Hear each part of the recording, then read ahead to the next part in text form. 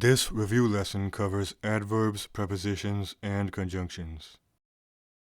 From Unit 1, Lesson 5 on adverbs. Adverbs describe verbs, adjectives, and other adverbs. In Spanish, they do not change according to gender or number. They usually come after the verbs they modify. Hablas bien. They always precede the adjectives they modify. Él es bastante inteligente.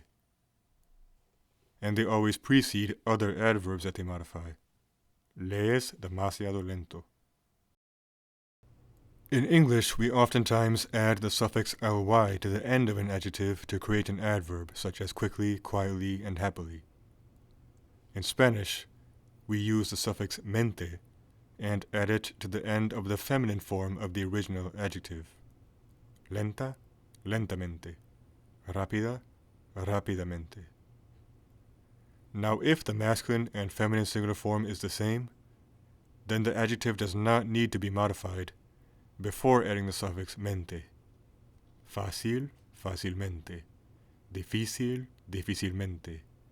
Interesante, interesantemente. However, there are many Spanish adverbs that do not add mente to the end of an adjective. We can organize Spanish adverbs into 5 categories, starting off with adverbs of manner, which describe how something happens. Estoy estudiando mucho. Lo estás enseñando mal. Corremos rápidamente. And this is a list of adverbs of manner.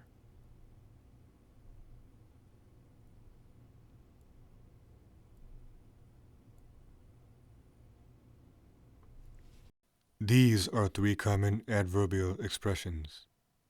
Hizo la prueba de manera fácil. Estudiamos de modo eficaz.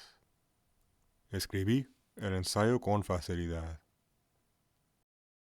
And here are some other adverbial expressions.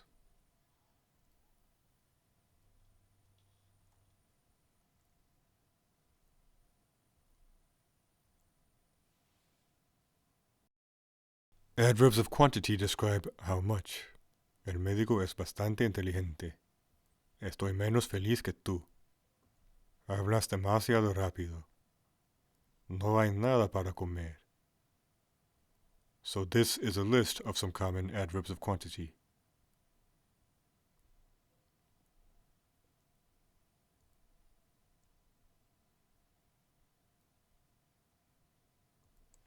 Adverbs of time describe when, and although adverbs usually come after the verbs they modify, adverbs of time may also precede them. Mañana caminaremos a la escuela. Tomé la prueba ayer. Ya lo me explicaste. Llegamos temprano a nuestras clases. Todavía estoy estudiando. And here is a list of some adverbs of time.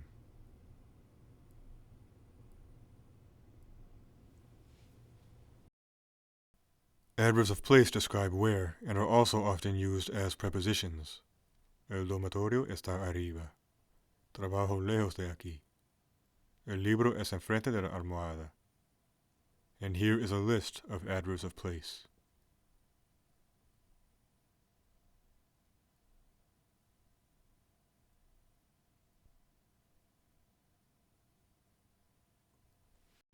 And we have adverbs that indicate a point of view. They usually appear at the beginning of a sentence. Quizás deberíamos estudiar. Obviamente, él no sabe. Personalmente, no estoy de acuerdo. Unit 1, Lesson 6 on Prepositions. Prepositions precede the words that they link. We have simple prepositions which consist of one word.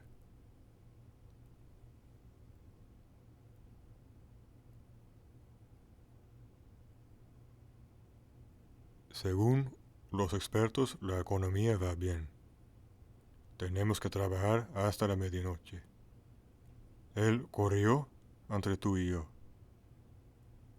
Some prepositions have a wide variety of uses. We will look at them next. A can be used to indicate travel and destination. Viajamos a los Estados Unidos cada año. Fui a la casa. to connect a verb with an infinitive.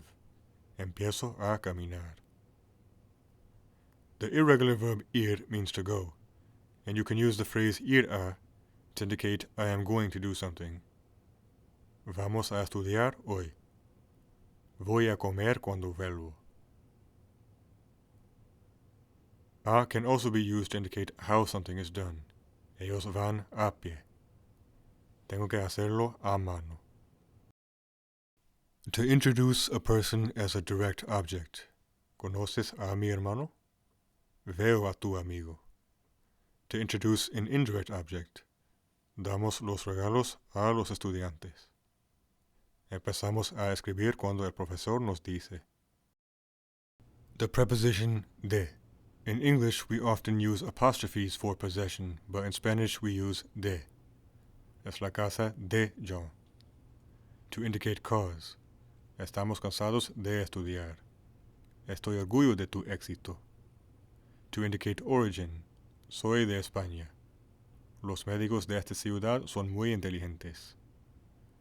When comparing or referring to people or things in a group. Esta prueba es la más difícil de la clase. Hay más de 20 personas en esta clase.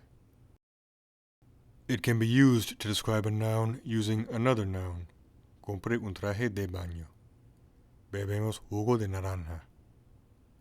And remember that the prepositions a and de will combine with the article el to form al and del. Fuimos al cine. Estoy hablando del hombre alto. The preposition en can be used to indicate location. El billete está en mi bolsillo. To indicate time. Viajamos a Brasil en la primavera. Volveré en un día. And how something is done. Prefiero ir en coche. Por and para both mean for, but are used in different ways. Por is for mode of travel and communication and for routes taken. Hablo con él por teléfono. Viajamos por Portugal y España. For exchanges and trades. Daría mi vida por ti. Dame $5 por este libro. For duration and length of time. No quiero trabajar por 10 horas cada día. And for motivations and reasons. Todo lo que he hecho, lo hice por la familia. Para is for destinations. Salgo para Madrid en una semana. Recipients. El regalo es para mi abuela. Deadlines. Tengo que entregarlo para el miércoles. And for goals and purposes. Estudiamos para sacar buenas notas. For the preposition con, if it is followed by mi, ti, or si, it will become conmigo, contigo, or consigo, respectively. Él quiere trabajar conmigo. Quiero trabajar contigo. Él no está contento consigo. And si and consigo are only used reflexively if the subject and object are the same person. There are also compound prepositions that consist of multiple words.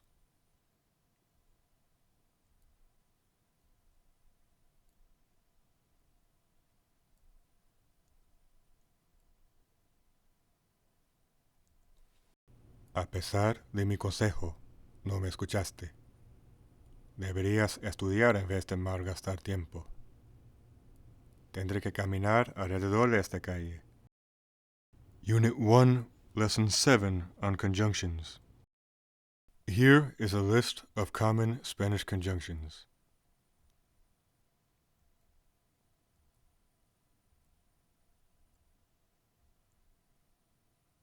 The conjunction y changes to e if it precedes a word beginning with I or HI, but not for words beginning with HIE. Aprendemos español e inglés. Corrí por arena y hierba. The conjunction o changes to u if it precedes a word beginning with o or ho. ¿Quieres viajar a Sacramento u Oakland?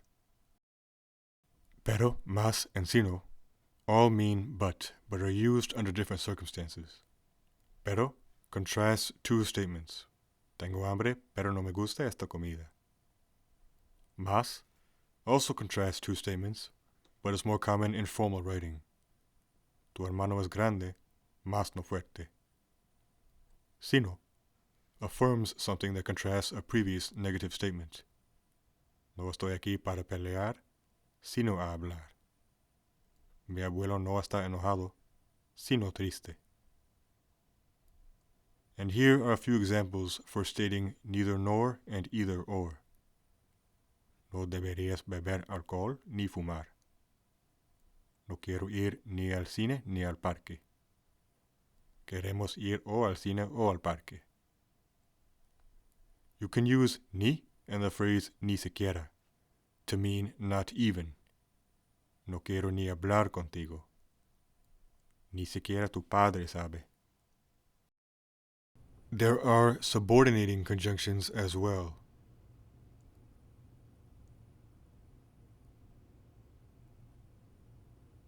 Comemos antes de que salgamos. Estudio para que saque buenas notas. Many subordinating conjunctions do necessitate the use of the subjunctive afterwards.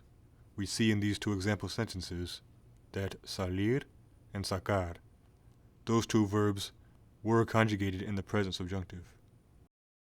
With that, we have reviewed the basics of Spanish adverbs, prepositions, and conjunctions.